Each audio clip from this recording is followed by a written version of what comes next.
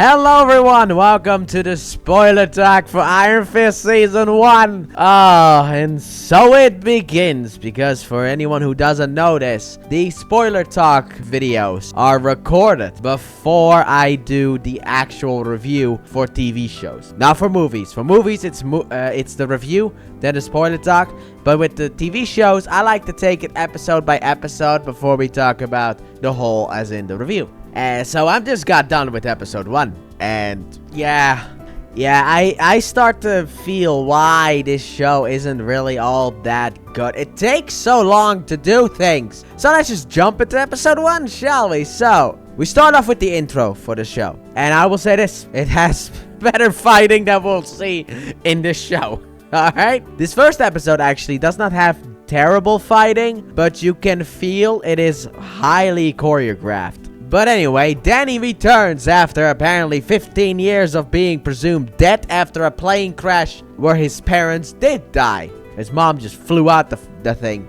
So he goes back to his building, and of course, as always with these type of storylines, no one believes it. Nobody believes it. And instead of him talking about the past in order to make them believe that he truly is Danny Rand and say something that only Danny Rand knows, he just keeps going on and on about the fact that it's me, I'm Danny Rand, it's me. And it's like, this is where I kind of start to notice a bit of a problem, and that's just like, you could have just said, like, we've been through this 3 times. The second time with Joy, you gave a little bit of answers, and then in the car, you said something very specific. But outside of that, it's like, I feel like it would have been better if you came out with the truth. You know, something from the past would have cleared this up. So when the building doesn't work, also to anyone who is gonna be talking about the Avengers Tower, yeah, you're not gonna see that thing in this show. I don't know if Marvel actually allowed that to happen. I think Kevin Feige may not have allowed that to happen.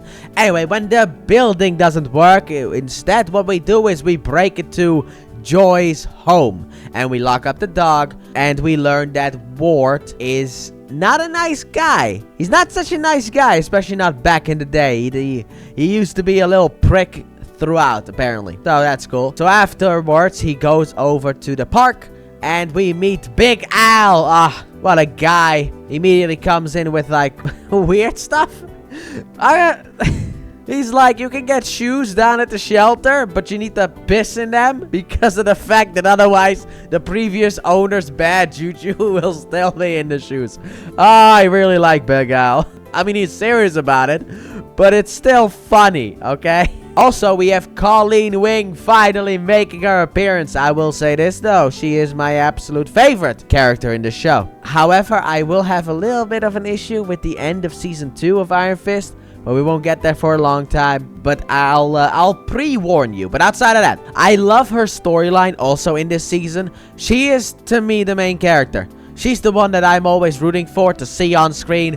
I actually really like her. And especially, like, as we continue on with this season, she is the #1 highlight in this entire show. But she gives money to Danny as he is, like, meditating or dancing or whatever he's doing. Then she hangs up those flyers that we saw at the end of Luke Cage where Claire picked one up. And then he's like, hey, can I get a job with you? And she's like, I don't need a janitor. He's like, I meant as a teacher. Okay, bye. Also, back at the office, Ward thinks that this is because of this is kind of convenient. Because of the fact that they got this deal going on with China. Makes it very convenient that now Danny Rand all of a sudden just returns. So they don't trust it. So, afterwards, later on, Danny has a little joyride with Ward where he finally says something. Also, beforehand, he went over to Joy and jumped over a taxi, which was actually, admittedly, pretty cool. But he has a joyride with Ward, and he's basically like, you were a prick back in the day, alright?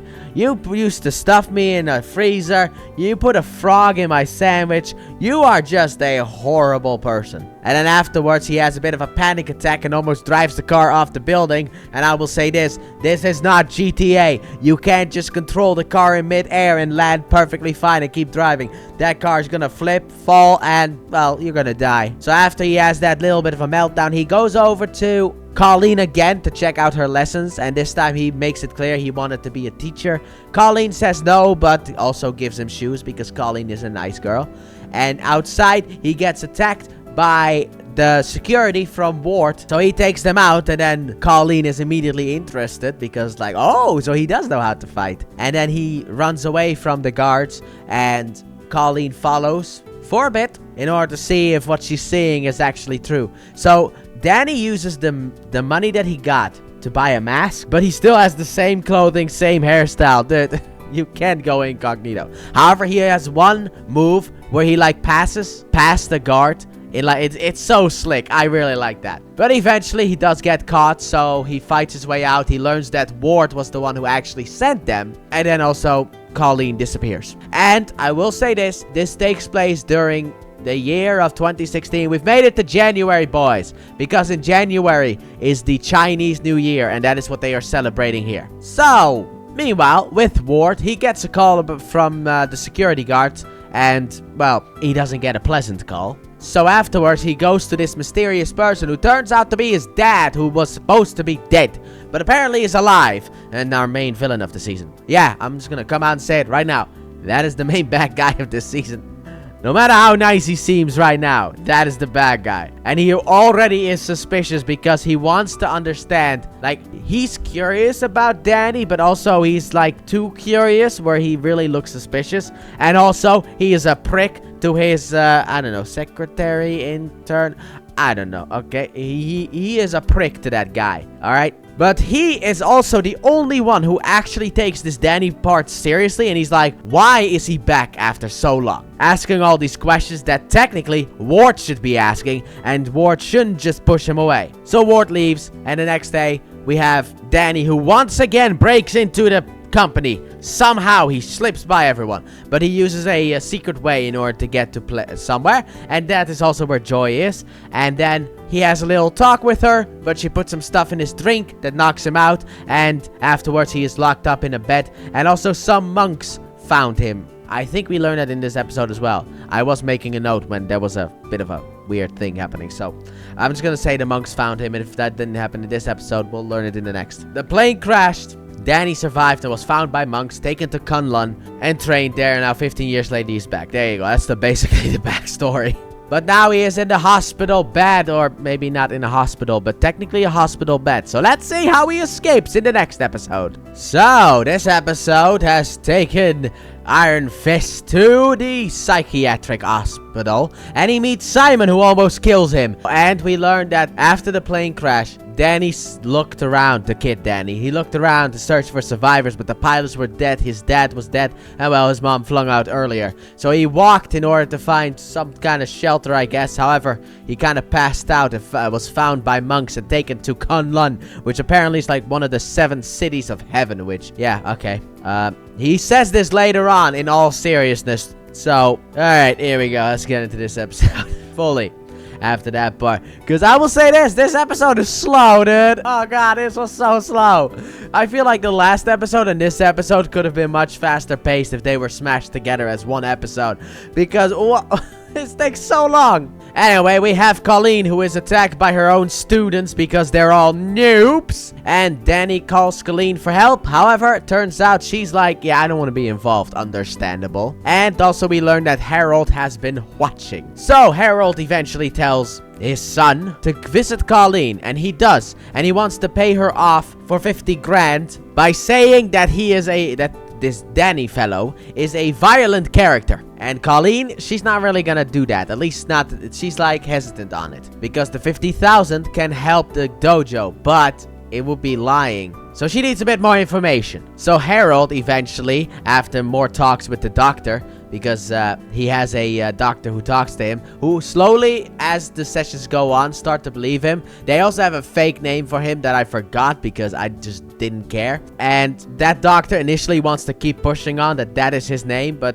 then eventually Dennis like, look, I bought that passport. It's a fake passport, but it was the only way I could get into the country. That's it. But as the episode goes on, eventually he starts to believe it when he shows Danny an ad, and Danny then starts to be like, yeah, I didn't even want to go there, but my dad forced me. However, I did go to the circus after that, and I saw I think he sat next to Joy, or Joy was like the next seat over. Someone was in between them. And then after that, the doctor calls Joy, and in order to confirm it, obviously, but he doesn't say anything to her. He's just like, yeah, hey, about this ad that you did when you were like 10 years old. Tell me about that day. And she's like, oh yeah, Danny didn't want to go. And then afterwards we went to the circus, and and the doctor's like, he's telling the truth, because there's no way he would know those actual details. Look, after this they went to the circus. That much he knows. But the added details? There's no way he could know that. So the doc starts to believe him. And I like that. I like it when people actually start to believe the main character. I mean, the main character in this show ruins it by just spewing basically nonsense. Kind of, but we'll get there. So Harold visits him and pretends to be dead, like a ghost. And then Danny says that he is the Iron Fist, who is the sworn enemy of the Hand. Harold goes back to his apartment, and then we learn that he is basically the Hand's female dog. Also, Joy has a plan, and this plan is absolutely brilliant, because she sees a photograph and is like, aha, I know what to do. Opens her drawer, because this episode is sponsored by M&M's, grabs a bag of M&M's, puts it in, and is like, deliver this to him. So they do that, and he starts to dissect the M&M's and take out all the brown ones. And then afterwards, he gets told, yeah, hey, you have a visitor. So he puts it all in the bag, except for the brown ones. And he thinks it's Joy, but it's not. It's Colleen, actually. So Colleen asks, like, hey, so are you dangerous? He's like, to them, yes. To you, no. And then she's like, all right, I've made my decision. Also, can you do me a favor? Can you give this to Joy? And so she's like, yeah, all right, fine. So she delivers it to Joy. She's also like, tell your brother I'm not signing this. And then Joy opens it up, and it's like, and then all the brown ones are gone. And she just starts to cry, because she's like, it's him. It's him. Ah. While Colleen is still standing there, who then sees that, so I guess now Colleen also knows that that is truly the real Danny Rand. But I thought that the plan was interesting. Too bad it had to be part of a sponsorship, probably. I mean, it's not as bad as like Skittles saving the day in Shazam 2, but that was ridiculous. So, because of everything that has happened in this long episode, Harold eventually wants Danny freed and moved to a special location. However, Ward has a different idea. He calls up the hospital and has the three big guys, the three bullies basically, beat up Danny. So Danny's in this restraining thing that they use for insane people, and he gets beaten up. However, earlier in the episode, he did say that pain allows him to focus better, I guess. So he gets hit and hit and hit, and eventually activates the Iron Fist freeze, takes the three guys out, and then escapes. And then uses the Iron Fist in order to punch through a steel door. Also, let's go back a little bit, because I kind of forgot to talk about that. But the doctor eventually goes over to him and tells him that he believes him. Until Danny starts talking about Kunlun and one of the 7 cities of heaven, and the fact that he's the immortal Iron Fist and all that stuff. I don't think he should have said that. But anyway, he frees himself. How Harold sees this, and now he is free to roam the streets again. The danger, I guess. I don't know. Let's see what happens next time. So, in episode 3, Ward's goons go over to Colleen Wing and, well, they basically kind of attack her, but they say that they're here in order to search for Danny Rand, and that's it. Well, he's here, so, I mean, they're in a good spot, but he doesn't show himself. And also, it does indeed feel like, you know, kind of like breaking in. I mean, if you want to know if he's here, why would you kick down the door? It doesn't seem that friendly, my friend. And also, Harold, for some reason, really wants a specific pier. And Colleen wants Danny gone, because she doesn't want all this trouble in the next morning. So, next morning, she wakes up to music because Danny's still here. He is just like meditating, and then we get a little fight scene between Danny and Colleen, which is admittedly a pretty entertaining fight scene. I do like it, but to be honest, I'm a fan with anything with Colleen in it. Afterwards, she still wants Danny to go away. However, he's like, look, alright, by Friday, I will be able to pay your rent for a year. Alright? By Friday. Which, I'm kind of confused about how he's gonna get that done by Friday. Like, he says that with confidence. But how does he know? The wench doesn't come into play until after. At which point, he still has to convince the wench. So, what's his plan? I don't get how he knows this. But she's like, alright, fine. But you sleep in the corner. And also, your toilet is at Starbucks. And get a shower, please. Oh, you stink. So afterwards, he goes over to Joy, and they have a little bit of a conversation. It's a nice conversation, and then Rand tells Joy that he saw her dad, which, you know, I mean, it could have been the drugs that he was taking while being in there, the medication, but it could have been him for real. And to be honest, it kind of felt like it was him for real, and we all know it was him for real, but he kind of once again adds a bit more doubt in Joy, which this will come into play later. That's the only reason I'm mentioning it. But after that, they go inside, and then she offers him about 100 mil in order to basically be silent and change his name, and basically make sure that Danny Rand stays dead. So obviously Danny is a bit attacked by that, and he's like, absolutely not, and leaves and visits the grave of his parents. At which point he then asks the cleaner over there, or the guy who just cuts grass, about the fact, like, who tends to this. It's like, why don't you ask in charge? So he does that, and then learns who it is, and then goes over there.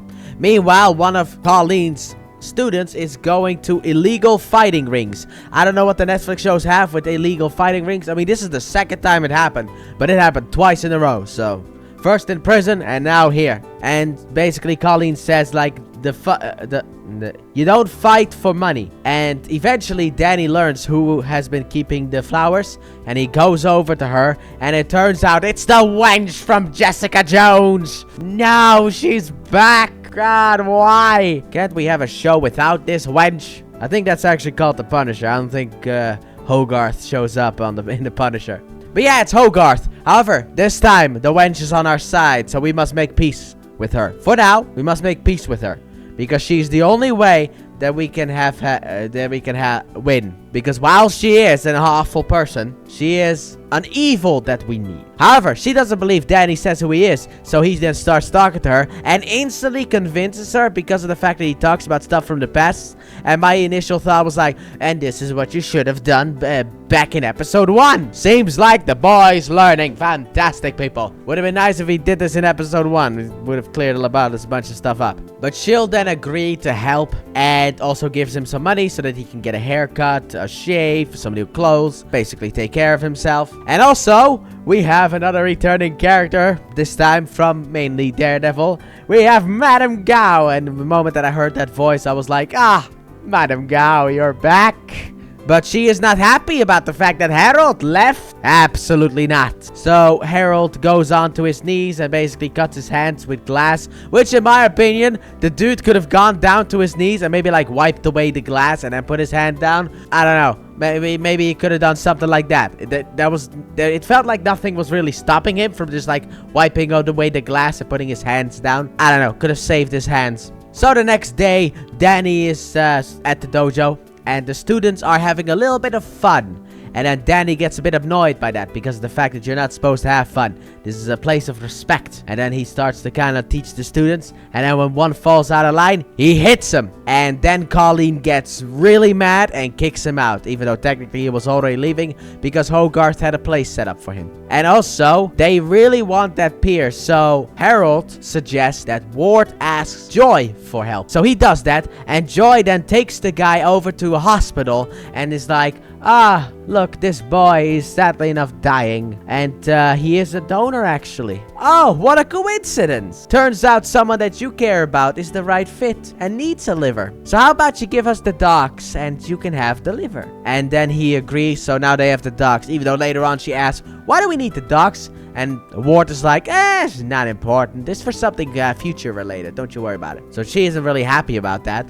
And we also learn as Danny is sleeping that he was hit by monks when he was a child. That's what we learned. I guess that was part of his training. And Ward thinks about leaving the company and everything behind because he just can't really take all of this anymore. However, Hogarth goes to Danny and is like, look, man, we need proof of your existence. And we don't have proof of your existence at all, right? Because it seems like Ward has been going double time in order to make sure that you don't exist. So then he goes to the hospital because of the fact that he broke his shoulder once and they could get their record. However, someone from Ward's team is over there and fights Danny and burns down the place and explodes it. However, Danny had to save a woman, and that is always more important for a hero to do. So after that, Danny goes over to Ward and basically almost fights him about the fact that, well, the existence of him will be erased. Meanwhile, we have Colleen going into a fighting ring and fighting for money. This will come into play later on as well. And after that, we have the meeting between Team Rand and Team Ward. And they're basically like, look, you don't have any proof about the fact that this man says who he is. And then she pulls out a piece of a clay thing. Names are difficult. And then it's like, look on the bottom. There's a fingerprint right there. And I'm sure that it will match. And either that was stolen from Joy's house or Joy gave it. I forgot which one it was. We will learn about that probably later on, because I feel like Joy is kind of playing both sides. However, she has that evil in her, as we saw with the donor. But after the meeting, Ward then has a phone call and basically talks to the person on the other end of the line, which my guess is Harold. And he's like, look, Joy might actually be on their side, and I don't like that. And after that, he goes to visit Harold, and Danny follows him. However, there's one door that needs a hand scan, and Danny does not have the correct hand. So he goes outside, climbs the building from the outside, uses a card in order to be able to gain entry, opens up a window, and then gets pushed down. And that's how the episode ends. So, roll credits. This was a short season, only 3 episodes long. Man, I don't know why I watched this. This character ain't even gonna show up in Defenders. So, then he falls on top of a light that was protruding from the building, and now he is saved. Well, kind of, until he falls. And then gets unconscious and gets brought up to Harold. And we get from Ward a very nice Daredevil reference, and something that I forgot to mention before.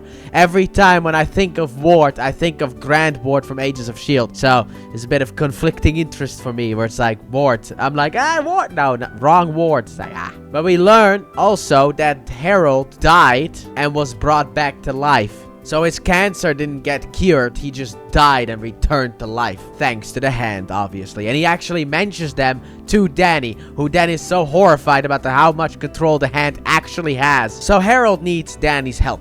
However, Danny's like, yeah, I'm a bit of a trouble with the legal battle against, you know, your son. And then Harold's like, give him everything he wants. Give him the 51% that he owes. Give him that stuff. Give him everything, basically. And then Ward is like, why don't we just give him his dad's office as well? It's like, perfect idea. Give him that as well. It's like, oh, come on, I wasn't serious. So as Ward and Danny leave, Ward warns Danny about his dear old daddy. So, now then, we have the speech of the return of Danny Rand. And before he gives the speech, he immediately starts waving to the wench, which I don't know why, but he starts waving to her. And it's like, dude, don't. And then he gives his speech. That was written down. Everything is fine.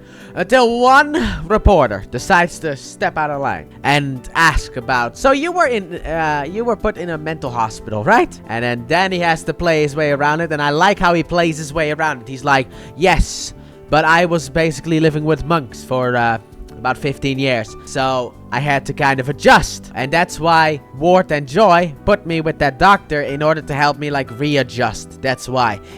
He gets his way out of it. However, the reporter keeps asking questions. So later on, Harold is like, get that reporter, fix this to Ward. So Ward later on invites her.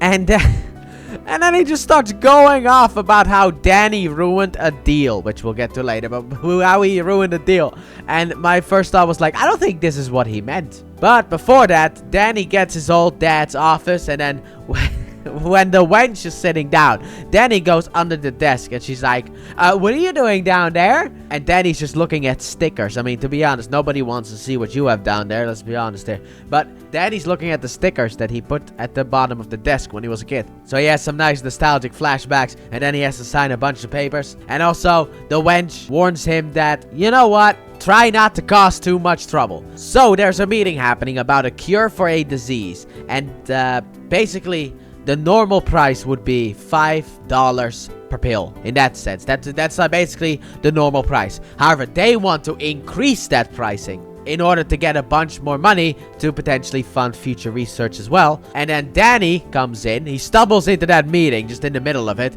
And then he grabs a chair and he specifically wants to sit next to Joy. And when he learns the truth, he's like, nope, we're gonna put it $5 per pill. We're not gonna increase the price. And then he just swings his 51% around in order to get his way. So that is also something that Harold isn't necessarily happy about. Meanwhile, Colleen continues to be in the fight club, which is, first she scolds her students about it, and then she still goes over there. And she takes on 2 people for the price of 1. She has an interesting threesome in there. For double the price, actually. However, she breaks her pinky, I think it was. I think it was a pinky that she kind of broke. Meanwhile, Danny and, Joy have a little bit of a talk about what has happened, which is always nice. You know, they talk about, reminisce a bit. They talk about her dad, and I was like, don't mention him, but they mention him, and then they kind of talk about it. And then Danny's like, look, if your dad was here, he would be proud of you, and then he loves you very much. But he can't say that, you know, your dad's alive, because that would kind of ruin the hand. So they eventually go back home.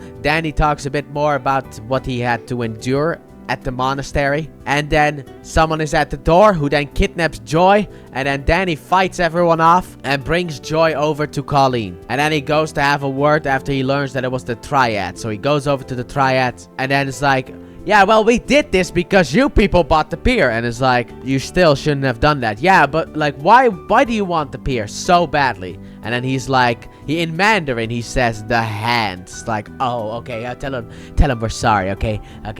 Tell him they're sorry, okay? Forgive us, please. And then Danny kind of wants to know more, but they're not really saying more. So Danny goes back. He fixes the pinky of Colleen. He offers to pay her what, like he said he would. But she kind of dismisses it, even though technically she should just accept it, because Danny is a good guy, which we already know by the fact that he was going to lower the pricing of the pill. You are not corporate, my friend. Also, I kind of feel like with the whole, I mean, Joy says this later on as well, but I feel like they could have gone for a better route. Instead of going $5 per pill, maybe he could have increased the price to $6 per pill, you know? That way, they get the money, but it is still cheaper than, you know, what the board wanted. But, you know, kind of like a middle ground. But she doesn't really accept it. And meanwhile, Harold gets rewarded by the hand for the fact that he got the pier. So he gets to see his daughter from a building across. And he learns that his daughter was punched. And now he wants to know who punched her. And then he's like, can I ask one more favor? So he goes with the hand to the Triad people. And then it's like, who punched Joy? The person comes out and then he kills him. And then leaves. And then to end this episode, the Triad gives Danny a hint about where he might need to look next. And there's a heroin package with a snake on it, which I didn't mention in the Daredevil review, or spoiler talk. I kind of slipped up there. I probably should have done that.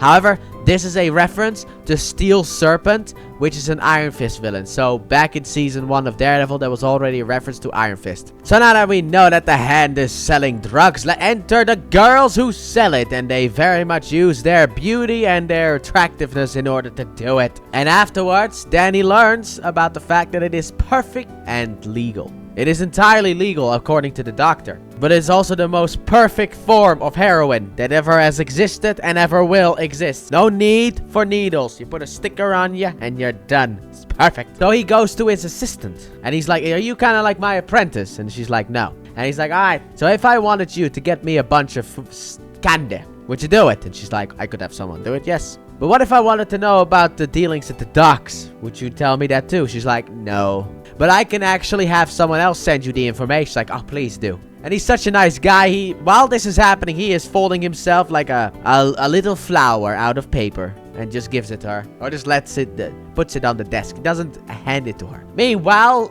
apparently there is a plant that is poisoning everything and giving everyone cancer. And Joy has to kind of side with the company instead of with the people. So you get that corporate talk. However, afterwards, she kind of starts to feel a bit bad about it because maybe she does have a heart. Also, Danny goes to Ward about the heroin problem. And Ward just doesn't want to be involved. He's like, I don't care. And then Danny leaves the heroin with him. But it's nice that Joy might actually have a heart. Also, Danny goes outside and then gets confronted by the woman whose son has cancer now because of the plant. And then they use that to blackmail the company because Danny is such a good guy. He doesn't know corporate talk. Meanwhile, at Colleen's place, hey Claire, how's it going? Took you 5 episodes, but finally, boys, Claire's here. Oh, wonderful. Big fan, big fan. The one who basically fully connects everything in the Defender saga, outside of Punisher technically. But he had an appearance on Daredevil, so there was not necessarily a necessity to connect that to the rest of the Defender saga. Because that's the only thing Claire did not appear in. But she's there training. Danny comes in and he has a question for Colleen. And he ordered takeout. And they come in with a table and chairs. Oh, come on, dude. The dude's rich for 5 seconds. And immediately does something like that. And then Colleen is like, is this a date? And he's like, no. Unless you wanted to. And she's like, no. And he's like, okay, no. And then Claire invites herself to the dinner as well. So she eats a little bit. And then when Danny wants to get serious with Colleen, Claire picks it up and she's like, alright, you know, hey, is it okay if I grab a couple of stuff? She's like, have fun. Grab whatever you like. So she grabs some stuff and goes home. So now let's get to the real problem. There's a shipment at 8:30 p.m. and Danny needs some help. And he asks Colleen to join him. And initially she's like, no. And then he's like, please. And then he starts, he starts asking her about it because the fact that this could affect her students. He uses that. And afterwards, at the end of it all, he's like, look, what if I just tell you don't have to pay your rent for this month? And she's like, look, I don't want your money. And he's like, yeah, I bought the building, so I'm your landlord now. Which that was funny. That reminded me of Batman in like Zack Snyder's Justice League, where at the end of that movie, he buys the bank. Instead of the farm, he buys the bank. It's kind of like that. It's like, all right, hey, if you don't want the money, I'll buy the building. And immediately, her first response is like, I want my sink fixed. Meanwhile, back at Rand, the board basically wants to settle with the people, but Ward doesn't. And when Joyce initially said she wanted to settle, Daddy sent Ward a message about the fact that he should listen to his sister. However, he is once again doubling down and he's like, no, we're not gonna settle, alright? Even if this is gonna hurt us in the long run, I'm not gonna settle. And then Joy supports him, which I kind of found weird because she initially wanted to settle, but hey, whatever. She supports him. So they don't settle. Also, back with Danny, he has a bit of fun, or maybe romantic, weapon training with Colleen with the sword, nunchucks, and maybe other weapons. I was writing a note during the time when potentially other weapons came out. And also Ward, because of all of the stuff that has been happening and the fact that Danny left a piece of heroin with Ward, he decides to use it and become an addict. So that's something that we'll have to deal with. So let's go to the pier to stop the hand. So they go all ninja style through it. I mean, initially Colleen is like, they have guns. You didn't tell me about the guns. Also, they arrive at the pier in the most expensive car ever. It's like, alright, couldn't have just been bicycles, could it? Just cheap bicycles that you can get for 20 bucks. Nah, it had to be a $200 million car. But Danny still convinces her to stay.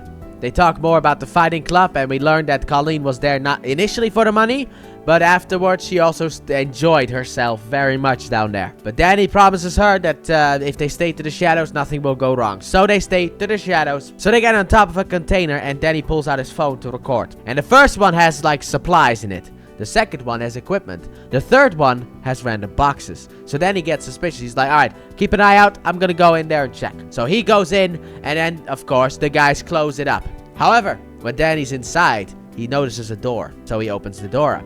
Meanwhile, Colleen then decides to attack a security guard and take his car for a bit of a joyride in order to follow the truck. But Iron Fist goes inside, and what does he find but a man there? And then another man on the couch. So he fights the guy on the couch. However, in the ensuing battle, it turns out also this guy is the chemist. He's the one who created the super special secret heroin. He gets stabbed during the fight. Danny wins and then gets him out by punching the container open with his glow-in-the-dark fist. And now they need to take him to a doctor. Well, do I know the perfect one? A fantastic moment for Claire to show up. So they take the chemist back to the dojo. They invite Claire. Claire takes care of the chemist while also using the credit card that Danny has. So that's fun. I mean, they couldn't have used anything else other than a credit card. However, the dude is then like, save my daughter Sabine, please, from the hand. And Claire's immediately like, oh, no, not again, not again. Why do I keep getting dragged into this? No. And then Danny's like, you know the hands? Like, yeah, they attacked Metro General. Daredevil Season 2.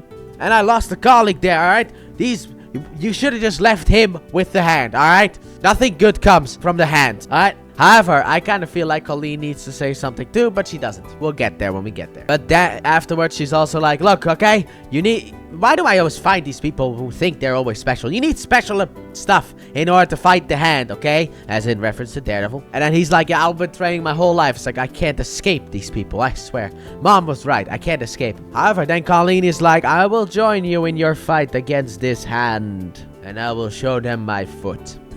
So she joins the fight. Meanwhile, with Madame Gao is not very happy with the whole chemist being taken. So she looks at the damaged truck, or the container on the back of the truck, and it's like, the dude was like, oh, he just punched this open using his hands. And then she's like, are you sure he didn't use his fist? And now she realizes that the Iron Fist is here. So the time has come for the Hand to issue a challenge, I think, to the Iron Fist. And also the viral video is bad for business, and Joy hires a crisis intervention resources firm in order to kind of help with it. And she wants Danny to be there. However, when Ward goes over to Danny's searching warehouses, searching for Sabina. And Ward is like, alright, I'm coming with you. So we got a wee bit of a small road trip with Ward. Fantastic. So at the last warehouse that they searched, they find the truck that Danny escaped out of. And inside the truck is the decapitated head of the guy he fought inside of the truck. And inside of there is the challenge. So Danny cannot come to the meeting. Which that meeting, by the way, goes horribly wrong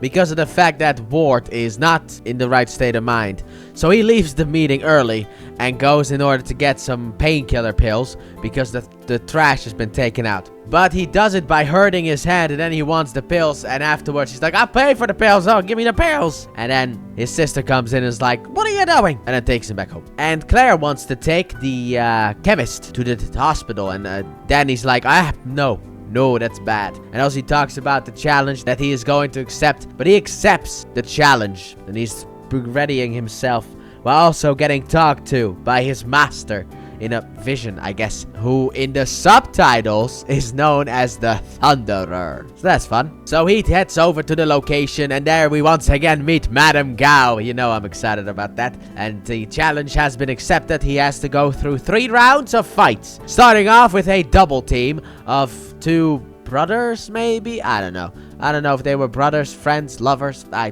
don't really care.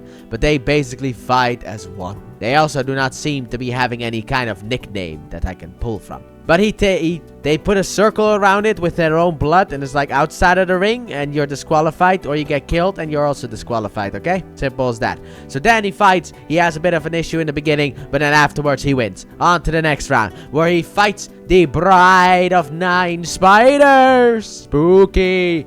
And he is surprised that it is a woman. However, she then uses her attractiveness in order to be able to kind of get the upper hand, which, you know, that is a woman's most deadliest of weapons, being attractive. Because as you know, a woman can get away with murder if she wants, as long as she is attractive. And the cop is male, technically. Because if the cop is female and not a lesbian, you're not getting away with that stuff, because then the attractiveness does not work anymore. And while she is kind of seducing him, she also is putting needles inside of him that give him a bit of poison. And then she tries to make his heart go pound faster. However, Danny overcomes it, and with one swift kick to the face, she's done for. And now you understand why she used her attractiveness and also her poison in order to win the fight. Because in a hand-to-hand fight, she wouldn't have won. Meanwhile, Colleen and Claire are taking care of the chemist. However, they both eventually decide, well, Claire has already made this decision in the last episode, but Colleen decides, look, we're taking him to the doctor. Simple as that. So they take him to the hospital, which is the hospital Claire used to work at, and we meet her fat boss again, whose name I forgot. But the only thing I really remember about her is the fact that she looks like an actual planet. And they take him in. However, after a while, Claire starts to get a little bit suspicious. And it turns out, oh hey, the hand has taken the chemist back. That's great. We lost him. It's because they had a decoy ambulance. So that's fun. The one thing that Danny told you not to do, you did. And it all went wrong. I understand now why he said no. So we have the last of the fights against a guy named Scythe. And Danny wins the fight. I mean, the dude uses 2 weapons. He first uses a big stick with a sword at the end, and then afterwards he uses a scythe that can split in two. So he fights. However, he loses. Then he wins by using the Iron Fist to break the thing.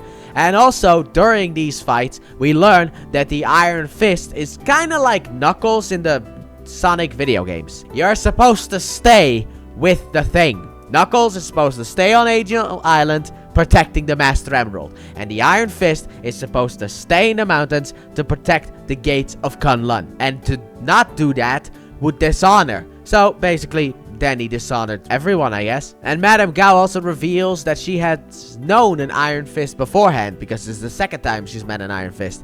However, this one is of lesser quality, but more interesting, because of the fact that he left his post. But why? And also, during the last fight, Danny's ready to finish the fight, but then Madame Gao is like, if you finish this fight and do not withdraw, I will kill the woman who I said I was going to give you if you won.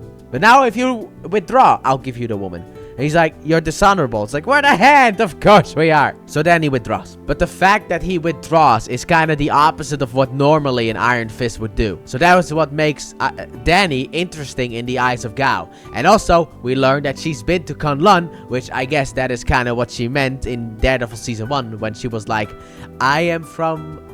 when she was like, I'm going home. Oh, to China? Oh, a place much further. And also, the fact that she knew Danny's dad.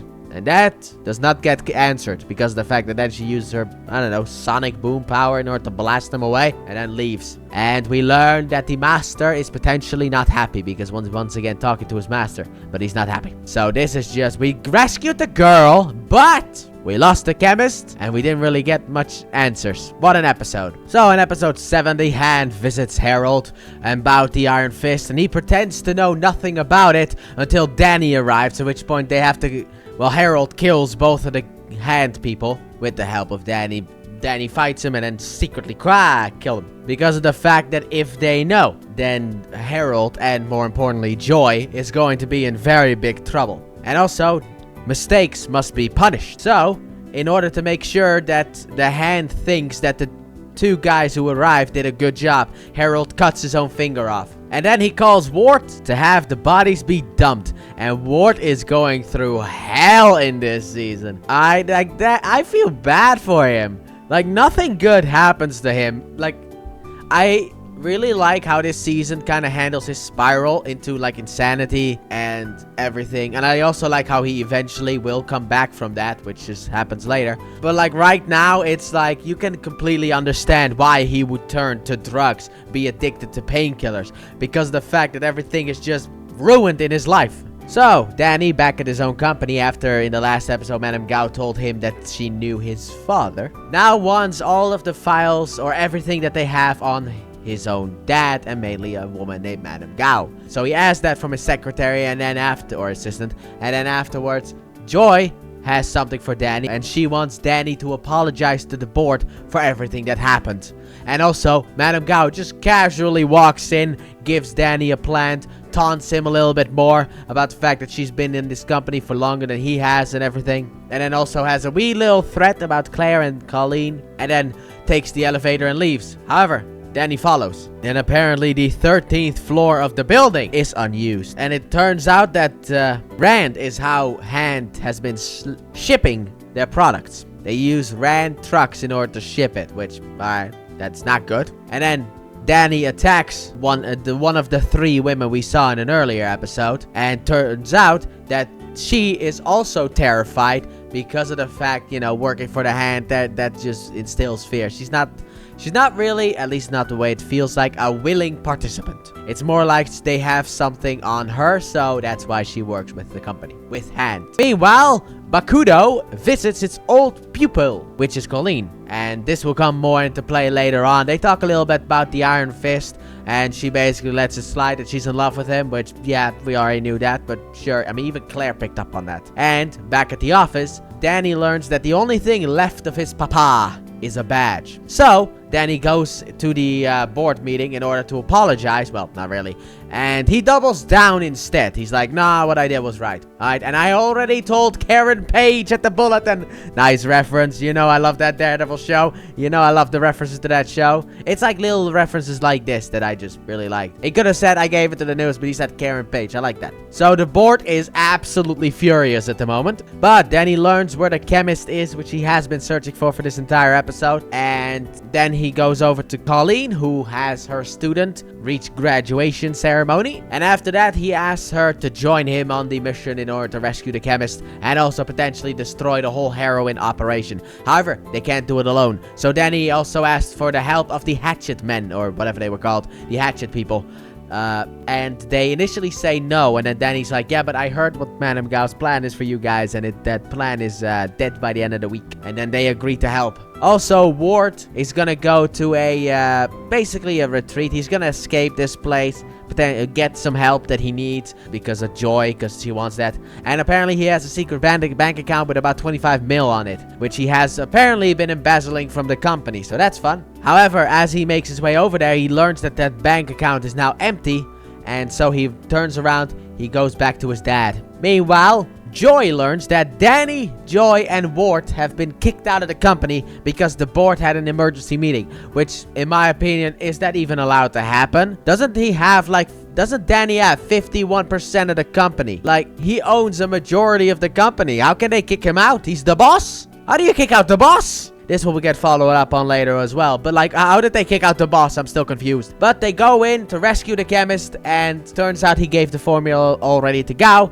And also he talks about the place in China where Danny's father was taking him, his mom, and also his dad, where the family trip was going before the plane got crashed. And Ward is basically sick right now of his dad and literally lays into him about it. And then he's like, look, man, it was sloppy what you did, the embezzlement of the company. It's not smart. You didn't do it in the right way, okay? You know what? Hey, when all of this is done, don't worry about it. You're gonna have happy days again. And he's like, my happiest day was when you died. And then Dad punches Ward. And Ward grabs a knife and kills his own man. And is like, oh, so maybe you and Ward from Agents of S.H.I.E.L.D. aren't all that different. They both killed their parents. Well, dads, but Grant did a lot more, who I also call Ward all the time, so that's gonna be a bit difficult. But yeah, Papa is dead now, so that's fun. So episode 8 starts off with Claire having a letter from Luke from prison. Nice to get that little reference, very much a big fan. And Danny learns that Harold is dead, and Ward pretends to be sad about it as if he did nothing to do with it.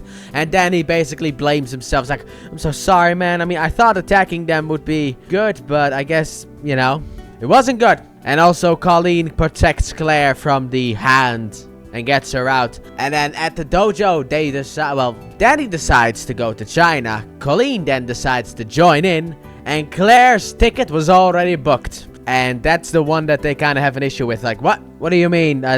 You're coming with? Yeah, sure, why not, alright? Meanwhile, back at the company has offered Ward and Joy 100 million if you sign now, or if you fight, you get nothing. And that's ironic because that's the same deal that they gave Danny way back earlier on. And meanwhile, in the plane, we have some arguments about killing or not killing. Claire is a very much heavy on the fact like they had no killing, as in, you know, like kind of like Daredevil.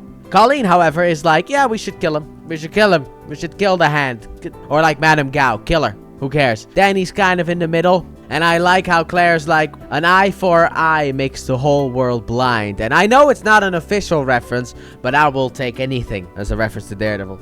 And also Danny has a bit of panic attacks in the plane because of the fact that that is where his parents kind of died as his mom was sucked out. That's why earlier he looked at the top of the plane. I like that he's just looking at the place where his mom got sucked out. So they eventually arrive in China and they are scoping out the place for a little bit in order to see if Madame Gao is there. Madame Gao isn't there. So Danny's like, alright, who cares? I'm gonna grab that guard over there and I'm gonna make him answer my questions. And then Colleen is like, well, how about you just give me some money and I'll find a better way. So she goes over to a beggar, a blind beggar over there, and then asks him questions and gives him some money. And he eventually answers the questions. And we learn about everything that is going on in here. And Ward tries to go behind his sister's back in order to be able to make a deal. And he's like, look, okay, give me 30 mil and everything's fine. And the dude's like, your father would be ashamed of you. And also, no, because your sister she already denied the deal that we had for you two. So, sorry, dude. Deal's out the window. So Ward goes over to his sister, who is in the park walking her dog, and it's like, what is your problem? Why did you do that? And then she's like, I have a way back in. And he's like, what, with Danny? And she's like, no, look here at the phone. And she apparently has been collecting a bunch of blackmail. However, this could not have come overnight. And then she's like, well, I hired a PI in order to do that investigating. However, if she would just stop being drunk, that would be fantastic. And it's like, Jessica Jones. She is the one who gets the least amount of references in this whole thing. Let's be honest here. She's the one who gets the least amount of references. I mean, like, that was earlier on as well. Like, I think in the previous episode, I think Madame Gao was like, oh, you have, like, the Devil of Hell's Kitchen. You got, like, the Unbreakable Man. And now, like, the Iron Fist. It's like, yeah, everyone forgets about Jessica Jones. So it was a nice call to Jessica Jones. But eventually, Danny is kind of sick of it, so he decides to burn the place down in order to flush the bad guys out. So they go in, knock out the guards, and basically start there potentially burning down. They don't burn anything down, though. I found that very disappointing. I was really disappointed by the fact that nothing was set on fire. Linkin Park song would have gone perfectly with that. But as they are inside, Madame Gao then shows up. So Claire wants to call. However, because of an earlier thing, the phone kind of slipped in between the seats. So it's kind of gone now. So instead, Claire honks the horn of the car, which at all isn't suspicious. So Madame Gao sends someone to check out all of that noise, all of that honking, and then goes to the office? I don't know if this place has an office, but I guess the special place. The important place. So a hand guy walks up to the car, and then Claire puts out her middle finger and drives off. And I'm like, really? You couldn't have just... Okay. These hand people are kind of useless, aren't they? But she then drives off. And we also have a fight with Colleen and a female guard, which she almost loses until Claire throws her sword. And then she's able to win. And we have Danny versus the drunken guard, who then uses the technique of being drunk in order to be able to almost win the fight. Because how can you win against unpredictability when the unpredictable is as drunk as can be? Like, he doesn't even know what his next move is going to be. Also, back in New York, Ward takes Joy to Dad's office because she's like, I'm done lying. However, he then has another bloody vision and then backs out. And then it's like, look, I was going to ask you for money, but whatever. Bye. But eventually, Danny defeats the drunken guard and gets inside. And he almost kills the drunken guard until Claire stops him. He then is a bit scared of himself because he doesn't want to kill. And then Madame Gao comes in with two guards who then attack each other. And also in the flashback earlier on, when we have that, we see the two pilots and they got weird veins. They got like poison inside of them, which is true. However, Danny, as the fight ends, the one guard hit the other guard with the weapon, which was laced in poison. So he then sees the poison on that one hand soldier, I guess. And then it's like, Gao did kill my parents. He then becomes so mad, he summons the Iron Fist and punches the door open. And then we now have captured Madame Gao. Because apparently that's so easy, even though if she just puts out her hand, people go flying. But I guess she just lets herself be caught. I wonder how this is gonna go in the 9th episode. And so on a Monday, Solomon Grundy returns. And with that, I mean Harold. Because he's back, baby! He lives! It might not be a Monday, but that's how the Solomon Grundy rhyme goes. And I had to connect it. I couldn't have left it without it. But yeah, Harold returns from the dead and walks around this episode for a bit as a zombie until Kyle comes to pick him up. Meanwhile, the interrogation of Gao doesn't really go as planned, so Claire has the brilliant idea about truth serum, which also gets Colleen a little bit worried. We'll deal more with that probably next episode. And as Harold is walking around like a zombie, we also get, finally, I think this is the first time in the MCU it's said, but hey, I'm walking here! Finally gets said. So, the truth serum stuff needs to be picked up. So Danny goes to pick that stuff up. He actually gets help from the black doctor that he had talked to before about the heroin. But while he is gone, Gao decides to threaten Claire's mom, and also the fact that it's like, look, you involve yourself with special people. Daredevil, Luke Cage, Danny. But you will never be special. Also, who's to say I don't have people on your mum right now? Huh? She could be dead for all we know. And afterwards, Colleen guards over Gao. And then Gao apparently knew Colleen's grandpapa. And also talks about what if Danny finds out the truth. He won't like you when he finds out the truth. So there's a secret that Colleen has been hiding from good old Danny. And afterwards, she becomes sick. Also, throughout this season, well, a little bit, Danny has been talking about his best buddy in the whole wide world back on Kunlun called Davos. Well, he arrives in this episode. He beats up a food seller guy and afterwards watches. He's just watching this whole episode. He's a watcher, that's what he is. Also, he did not have to attack that food guy and then use aluminum ninja stars in order to just, like, I don't know, throw it towards him as a way to pass the time. I don't know, Davos, you do not seem like a good friend to Danny. Also, as Harold gets brought back to his place, Kyle informs him of the fact that, well, Ward and Joy have been kicked from the company. And then Harold's like, get me Ward. So Ward arrives at his papa's place, searches for Kyle. However, turns out papa's alive. And he gets horrified. And then his dad is like, I'm so sorry, my boy. And I'll do anything for you. And then he's like, all right, I want to leave. And he's like, all right, go. Giving him permission to leave. And he's like, well, I do kind of need your sister then if you're going to leave. So, yeah. So, Ward does leave. However, he goes over to the Hatchet people in order to be able to figure out a way to kill him for good. Because apparently the hand stuff means that he can't die. Kind of like Solomon Grundy. He stays dead for, I don't know, a day or so and then comes back to life. Maybe 2 days. I don't know how long it's been. I mean, I think in between the time, Danny went all the way to China and came all the way back. So, could have been a couple of days. However, the Hatchet people do not have the answers for him. But they do have a different answer that he will not like. And that is the fact that this stuff has happened before. Someone who came back from the dead over and over. However, each time that they came back, the man lost more of his sanity every time. And we do get that in this episode because of the fact that Harold in the car asked Kyle what he would do with immortality. And Kyle's like, I would eat ice cream for breakfast and lunch. So now Harold has a bunch of different ice cream flavors for Kyle to try out. However, when Kyle asked the question that I would have asked, you got vanilla? Harold kills him for it. So that, yeah, okay. That's, alright. His brain is indeed deteriorating. Meanwhile, Danny gets all the stuff that he needs. He uses it on Gao. And Gao basically says like, oh yeah, so I made a deal with your mom. But your dad didn't take too kindly to it. However, Harold most certainly took kindly to it. And then later on, it turned out she wasn't on True Serum. So we don't really know if that's true. But I'm gonna be inclined to say that the latter part is entirely the truth. The beginning part about the mom may be true. Maybe not true. Who's to say? But the latter part, entirely true. I can see that. However, it then turns out that Colleen has the poison from China. Which is actually funny because she went to China and got sick and then came back. I think that's how 2020 started. Or 2019. Which one was it again? But no, she has the dangerous poison. So Ward, after he learns the bad news about the fact that his dad is unkillable and if he comes back again and again, he will kill Joy potentially, decides to take some heroin. And then afterwards he walks outside and there are a couple of cops by his car.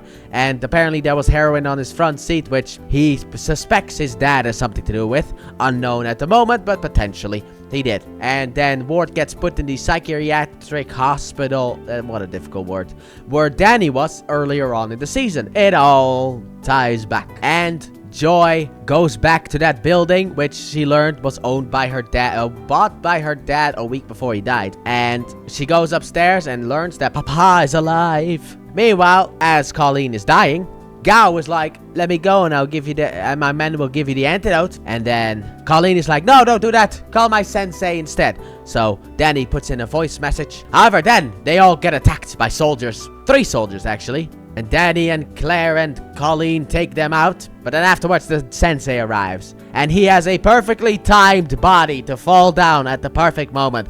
Because it's like, how do I know I can trust you? And he's like, look outside. And the body falls down. It's like, how did he time that? Would that body have fallen down even if Danny let him in immediately? Or was that...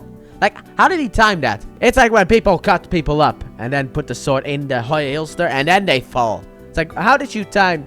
okay. But anyway, lets him in, and then Bakudo has the idea of using the Iron Heel, as I like to call it. Apparently, Danny's fist can do more than just punch, it can heal too. So Danny doesn't know about this, and then Bakudo teaches him about it, and he summons the Iron Fist, holds it in his hand, and then uses it on Colleen. However, that severely drains his stamina, and he falls unconscious. And then Bakudo takes Danny with him, and Davos is just outside standing there watching like he always is. What a creep. So this episode starts off right after the fight that Danny had in order to get the Iron Fist. Meanwhile, back in present day, we have Davos, who found Danny because of the fact that he was popular. And also Davos, before I continue on, I would like to say this. You guys watch Doctor Strange? Because this storyline is very similar between Davos and Danny. It's very similar than to the storyline of what happens in Doctor Strange, the first movie. Just thought I mentioned that. I immediately noticed the parallels between the two. But after trying to convince him, he eventually agrees. Davos joins us. And Bakudo and Colleen have a little bit of an argument about the whole Iron Fist thing. Bakudo wants her to tell him when she finds the Iron Fist. So Danny, because he's wounded, he goes to Claire to get patched up. So she comes back in this season. I thought maybe that was the end of Claire, but no. And tells Claire the truth about Colleen, which he also doesn't really take all that well. Meanwhile, back with Harold, we learn that the Ant has been the Bakudo side has been stealing money from the Gao side, and that it has all been going through the funds of Rand. So that's interesting. And we also have Claire, who says that burying your emotions is not a good idea. And Danny goes upstairs in order to reactivate his chi. And we have a nice little talk between Claire and Davos. Davos starts to show signs that the truth is he despises Danny because the fist was supposed to be his birthright, which is what he says later on in the episode. But the fist was supposed to be his birthright, and he feels like Danny stole it from him. And if that's not all, he also ran away with it. So he doesn't like Danny, basically, but he has buried all those emotions. Meanwhile, Claire also ordered pizza. So she goes downstairs to pick it up. It turns out Colleen is there, and she just wants to talk to Danny. And they have a conversation upstairs, which does not really go all that well. Because of the fact, also, Danny says, I need antibiotics, and that will come into play later. But the problem is the fact that Danny is still convinced that everything that Colleen is doing is because of Bakudo, while this time it is entirely not the case, because technically she's supposed to report your location, not to go up the stairs and talk to you. So Colleen leaves and then goes to a hospital because she needs meds. And also beforehand, Bakudo told Colleen something that if you look through the lines, you can see as being very malicious. And this next thing that I'm going to talk about proves it. But what he says is like, oh, look at this person. We helped this person be able to become a doctor. We got this person into politics. And it's like, yes. But if you really look at the lines, you can see that they now have their hands in basically everything. Like, basically, as you could say, sleeper agents, in a sense. They got sleeper agents everywhere. Not officially, but you get what I mean. And this is entirely confirmed because Colleen is like, look, I need some antibiotics. And she's like, I can't do that. And then Colleen's like, but I am your sensei. And then she's like, all right, fine. And it's like, that is how easy it is. However, the girl grabs the antibiotics, apparently, puts it in a bag. However, she also called the hand, who then can take Colleen and bring her to a special location. Meanwhile, Danny takes Davos to Harold. And they got a very perfect plan devised. Because what we're gonna do is we are gonna poke the beast. We're gonna steal the money, and then they'll come running, and then we'll take them all out. However, Danny is kind of ready to kill, which Danny don't. I agree with Joy on this one. Don't kill. But we're gonna take the money in order to lure out Bakudo so we can take him down and maybe kill him. But that's unsure. So Colleen gets brought to this very suspicious location, and Bakudo is very disappointed in her. And he says that she will be able to help the hand one last time. And Colleen is like, what do you mean by that? So she gets wheeled into this place full of cages and basically a torture chamber, as you could say. And, well, I don't mean to be that guy, but I think now we can kind of stop denying that the hand is good in any way, shape, and or form. I don't want to point that out, but I mean, the torture chamber kind of gave it away. However, Colleen instead escapes. He headbutts one of them and grabs something from their belt in order to be able to free herself, and then attacks the two of them and escapes. Meanwhile, Danny and Davos are waiting outside, and they have the conversation about the fact. Also, we learn in this episode that Danny got his powers from punching the heart of a dragon. But basically also the fact that Davos is just jealous. He's just a jealous guy. However, Danny then sees Colleen, and he gets out and runs after her, even though Davos is like, but we have to wait for Bakudo. It's like, no, I'll go over there. Also, we learned that Danny left because he saw a bird, and he was like, now it's my time to leave. But he goes over to Colleen, and he's like, we need to stop fighting, okay? We need to stop fighting.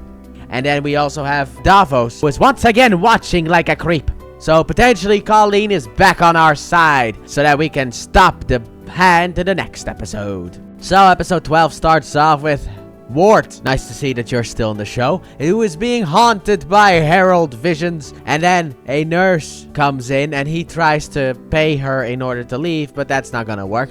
And later on Bakudo arrives and he's like, I will help you if you help me. And he gives him an antidote for the heroin that Madame Gao has, which is apparently very difficult to stop using, which I guess means returning customers. But Wart agrees to help Bakudo. Meanwhile, Colleen has quit the hand officially. Yes, she's part of our team. Absolutely fantastic. But Davos does not believe in it, which, well, alright. We'll deal with him later, I guess. Also, Wart goes over to his dad. Apparently, he's perfectly fine now. And he wants to take Joy away. However, Joy wants to stay with Papa. And then, as they are trying to leave, because he pulls a gun on them, Bakudo enters and takes them all hostage. And he basically wants his money back, and he wants the Iron Fist. Simple as that. And also, he casually reveals that the whole plan was that Wart wanted Herald dead. So that doesn't really go over well. So Bakudo gets everyone in position. He wants Wart's phone. He gets Wart's phone. Video calls Danny, and then shoots Joy. And it's like, if you're... Alright, so she needs help in about half an hour. So if you're not here within half an hour, I'm gonna cut off Herald's head. Right? So Danny wants to go, obviously. Davos is like, don't! The Iron Fist doesn't surrender. But Danny goes anyway because he is the Iron Fist, so let him go. So Danny goes over there, but he arrives late. However, because of the fact that Bakudo is such a entertaining individual, he starts speaking about the fact that this blade has never killed someone as worthless as a businessman. It was always used on kings and stuff like that. And he starts spieling on and on until Danny arrives just in the nick of time. And Bakudo then takes Danny and leaves with him so that Herald and Wart can take care of Joy. So Danny goes willingly, however he still gets cuffed. So he's walking behind with them, and then he starts trying to reactivate the Iron Fist, which I was like, Bakudo, do you not see that he is having a fist behind his back? Alright, but he activates the Iron Fist, frees himself from his cuffs, he wants to use it to punch Bakudo, but then it stops working. However, then we have Colleen and Davos who come in to help Danny fight off the hand, and they do. However, Bakudo runs away, and the gang follows him into the park, which we actually, I think, saw before. Wasn't that kind of the location where that one guy in Jessica Jones decided to eat a pair of giant scissors? I don't know, maybe I'm wrong in the location, but I think that's what happened. Comment down below, let me know, of course. But then Colleen has a fight with Bakudo, and she wins. It's not a good fight for her, but she wins eventually. She overcomes him, she stabs him, and then Davos is like, alright, good, let's kill him. And then Danny's like, yeah, I'm not gonna kill him. And Colleen is also like, that's not kill him. And then Davos is like, I'm gonna kill him. So Davos kills him, potentially. And then we have Davos versus Danny, because Davos feels very betrayed by everything. And we have a little fight between them, and then Davos eventually leaves. And when they turn back, it turns out that Bakudo is also gone.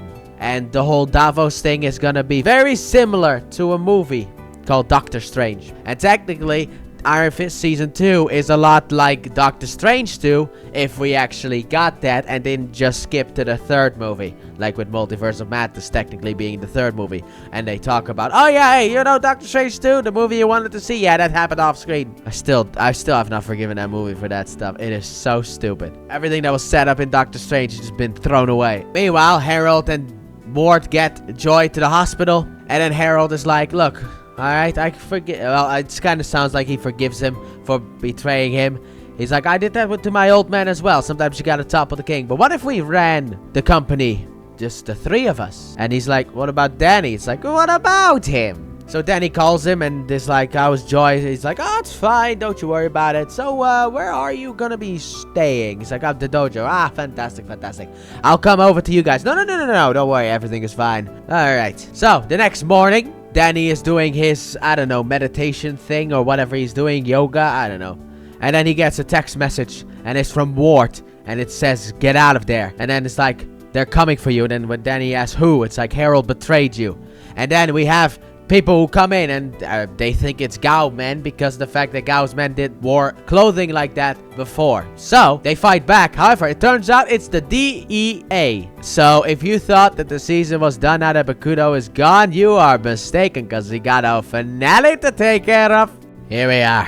The finale. Finally. So apparently Danny has been blamed for drug smuggling through Rant, the stuff that Gao was doing. Apparently, Harold changed a bit of it in order to make Danny seem like the ultimate bad guy.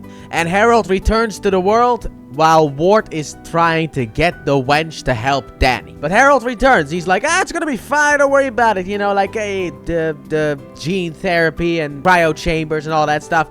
There's enough to get my return to be legitimate. Don't you worry about that. Also, Ward asks him why he's been... Also, Ward asks him if he's been messing with Danny since he returned, and Harold is like, oh, no, it's just before that. I have been messing with Danny before he even came back, before he technically went missing. But Danny needs some help, and they have only one person to turn to. Sadly enough, it is indeed the wench. So, Danny gets Claire to talk to the wench, to get her to Danny, and then they need to formulate a plan. So basically, what does the DA have on him? Yeah, what I just said. The smuggling of the drugs and all the stuff from the tablet. But Danny realizes that it's from the tablet, and there might be another copy. So Danny goes to Gao for help. However, Gao says she doesn't have any other records. She purged everything. But also, she kind of reveals that, yeah, I didn't kill your parents. No. What I did was I gave Harold the poison because he wanted to kill your parents. Mainly your father, but he wanted to kill your parents. And he's the one, actually, who caused the plane crash and killed your parents. And then Danny becomes fully obsessed and gets panic attacks and stuff like that.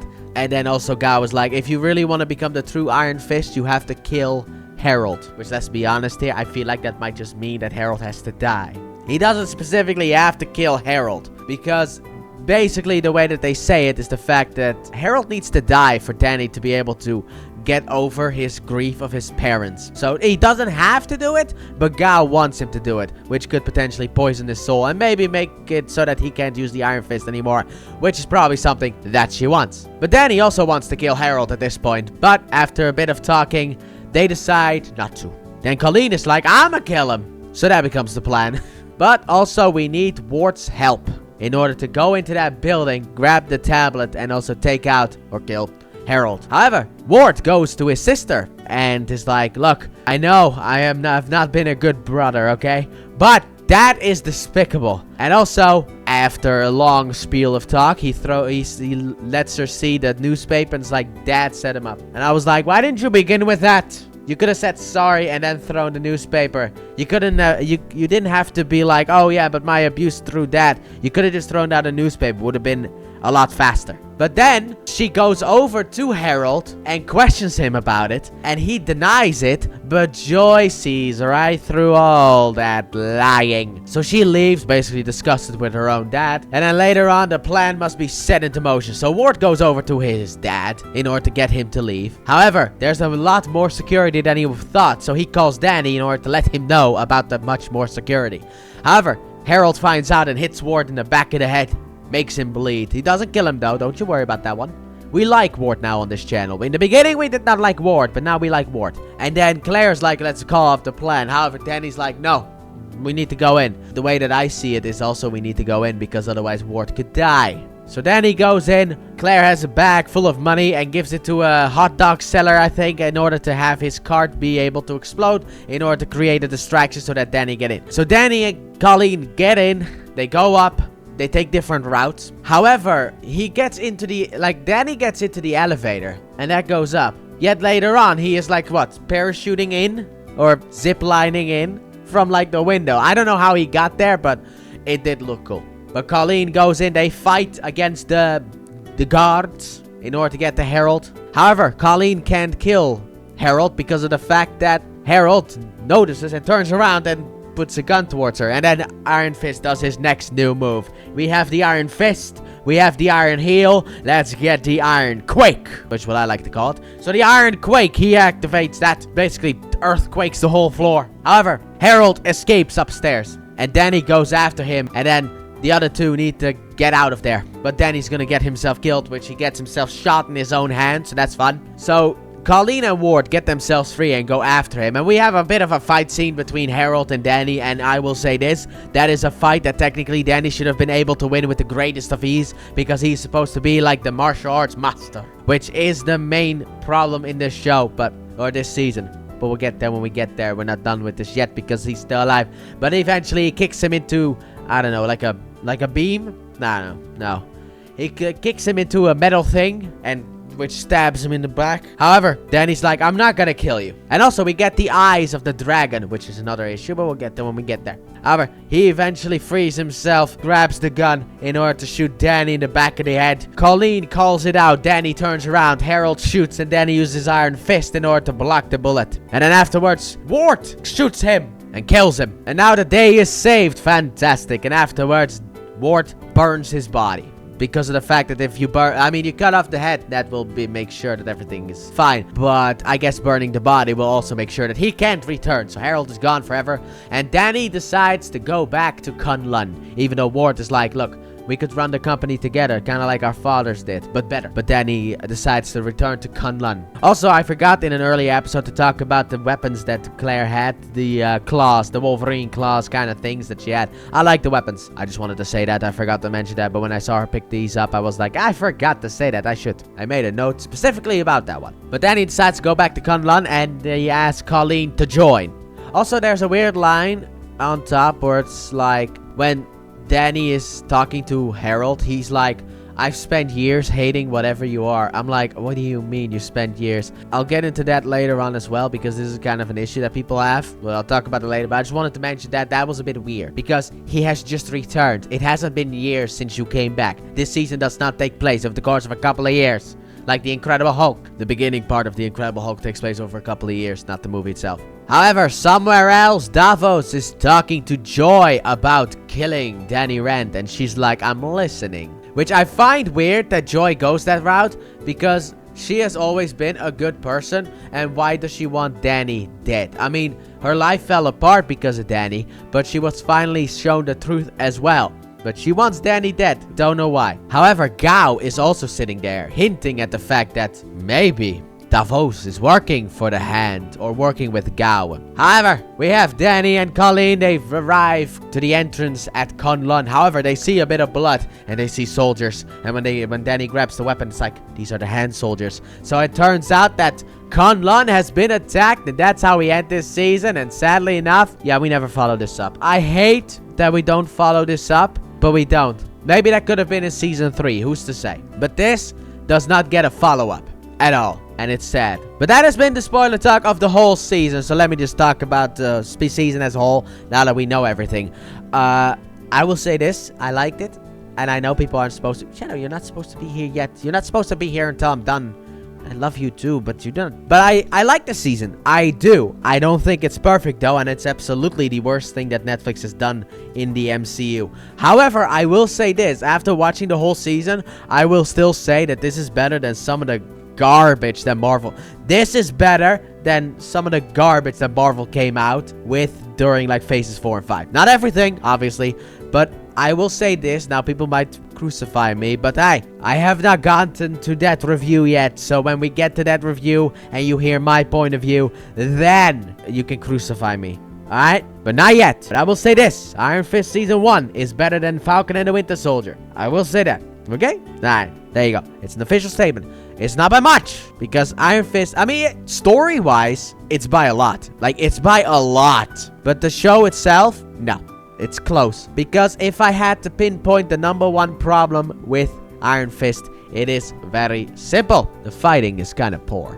Also, I would like to talk about a Reddit thing that I saw, because before I started this little segment, I decided to look up why people think that the Iron Fist is bad, at least season 1. And apparently one of the biggest complaints from some people has been the comic book origin story. Because apparently in the comic books, Danny actually saw Harold kill his father, and then Danny and his mother were lost in the Himalayan mountains, where his mother died defending him from wolves. Danny saw his mother torn apart in front of his eyes before monks from Kunlun saved him. In Kunlun, Danny swore vengeance and spent every day at Kunlun training with one goal. He would become the Iron Fist so that he could kill Harold Meacham. And that is why Danny, in the comic books, chose to return to Earth instead of staying in Kunlun, because of the fact that he could then kill Harold and get revenge. That is not this season, as we have discussed so far. And I understand where people are coming from. That storyline sounds pretty good, but it would not have worked for this season because of its twisty nature. Now, I don't have an issue with the storyline itself. I do, however, have an issue with how they stretch it out. Let's be honest here. We can all agree that the first half of this season is as slow as can be. It is really slow. I mean, I mainly talked about it in the first 2 episodes, but even throughout the season, I felt the slowness in every episode. Because they had 13 episodes and they had a storyline for at maximum 10, but probably better for an 8-episode storyline, because they just stressed that out. And here's my fix. It's a small fix. I will talk about other fixes as well, but a small fix.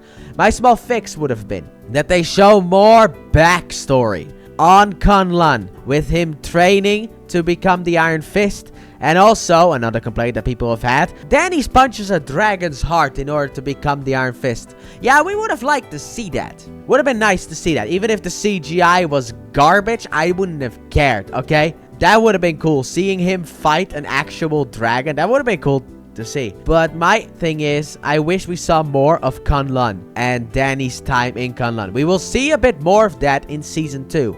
Because Season 2 is vastly superior than Season 1. However, I feel like it would have been able to help the season along if we saw, because they keep talking and talking and talking about it. About the fact that, look, Kunlun was like this, but they don't show. I wanted to see it, and it would have been such a big help for this season if they just showed that. Next thing, he never gets the comic book outfit, alright? In each of these shows so far, we have gotten the comic book outfits for every character, in a way, shown. Daredevil gets his outfit at the end of Season 1 and uses it for Season 2. Punisher has his logo on his chest at the end of Season 2 of Daredevil. We also have Jessica Jones, who did not wear it, but we saw the outfit, mainly being mocked, but we saw the outfit and her name, which she thought was a stripper name, but we saw it. With Luke Cage, when he gets out of prison, he has his comic book outfit, even with the tiara that he wears. But with Iron Fist, we don't get anything. Now, we will get something in the next season, but it would have been cool if, and also it would have improved this season as well, if he had, like, at least the mask. I don't need the full suit, because let's be honest here, the full suit doesn't matter. It's just, basically, his suit is bare-chested, because you see the Iron Fist logo, and a mask. But the mask, that's what we needed. And it could have fixed the #1 problem that everyone on this earth has with this show. And that is the fact that the action scenes are fine. And that is a problem. In case you don't know why that is a problem, this is supposed to have magnificent action sequences, okay? And the action sequences are fine at best. Alright? They don't even come close to Daredevil. And also, I will say this, I noticed on this viewing specifically that they, in episodes during fight sequences, they use a blur effect on the stunt doubles' faces. I noticed that. It made me laugh. I didn't mention it because I wanted to mention it here. But if they had Danny wear a mask, that is probably why Daredevil's action sequences are so good. Because whenever you see Charlie Cox, the action sequences kind of take a little bit of a nosedive. Also, according to sources, the actor who portrays Danny Rand, Finn Jones, apparently only had 2 weeks of training and also had about 15 minutes of training per action sequence that they filmed right before filming. They took 15 minutes to teach him how to do it, and then he had to copy it. Yeah, no. That is horrible. If you gave him the mask, just like with Daredevil Season 1, you could have made it so that the action sequences looked fantastic. You could have hired fantastic action people in order to make it look really good. But they just don't. And the action sequences look fine. And that is a problem in the show where it's supposed to be magnificent. In Season 2, the action sequences take a huge improvement, but he also gets some kind of a suit at least. So at least he has something going on, right? And next up, I guess what we can talk about is the claims. These are false claims. I will say this, I am not a Trump supporter. However, I will use one of his most famous quotes, because this, what I'm about to talk about, that people have been spreading, is fake news. And these are from non-comic book fans coming from them. And that is the fact that everyone had an issue with Finn Jones being cast as Danny Rand because he's white. And they all wanted an Asian actor to portray Danny Rand. And I will say this, no. You are... Literally, as nowadays gets said online, you are tourists, okay? And I will say this. If Marvel made an Iron Fist show now, they would have done it and they would have dishonored Danny. Because Danny, in the comics, has always been white. Danny's version of the Iron Fist is white. So he should stay white. Just wanted to say that. Because even Chloe Bennett, who I love as Skye and Quake and Daisy Johnson, has come out and said that it should have been an Asian back in the day. And she is 100% wrong. Also, apparently, according to Finn Jones, he said in an interview that the reason that we did not see the big dragon on screen is because of budgetary constraints. Even though, to be honest, a terrible version would have been good. But anyway, he should have been white, and he was white. This was fine. The casting, I think, is fine. The dialogue he gets given isn't really fine, because this show was stretched out and rushed at the same time. The production for the show apparently was rushed, but the storyline was stretched out as could be. This season isn't the best. I will not say that it is perfect. I have a score in mind and I'm sticking by that score. It is the worst thing that Netflix has done, and Season 2 is such an improvement. However, Danny just doesn't become a good character until we get to Luke Cage Season 2, but Iron Fist Season 2. Because in The Defenders, he is also not really that great of a character because of the fact that he is the most annoying character in that show. And I feel bad because Finn Jones does his best and I like him in the role. It's just he doesn't get the best script given to him. Alright, a little thing about The Defenders. Basically in The Defenders, this guy only said, I have to stop the hand over and over and over again. That is, I am the immortal Iron Fist, I have to stop the hand. I am the immortal Iron Fist, I have to stop the hand. That is so annoying. But overall, I thought this season was fine at best. I don't think it was perfect. I think it was good. I actually own this season on Blu-ray. I own all of the seasons that Netflix released on Blu-ray, and that is until this season, because Defenders didn't get anything, and neither did anything after that.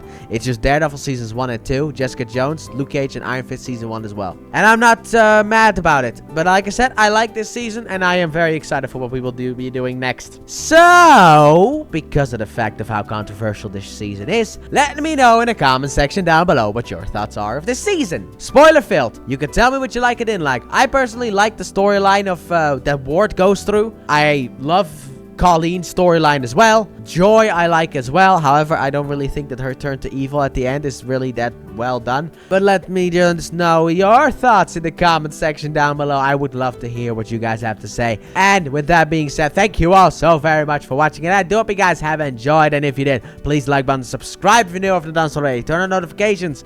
And don't forget to check out my Let's Play channel. Link in the description and at the end of the video. And what will we be doing next time? Well, we will be teaming up what we have watched so far from these Netflix shows. Daredevil, Jessica Jones, Luke Cage, and Iron Fist will be teaming up in order to once and for all stop the hand. Next time we will be doing The Defenders. Bye!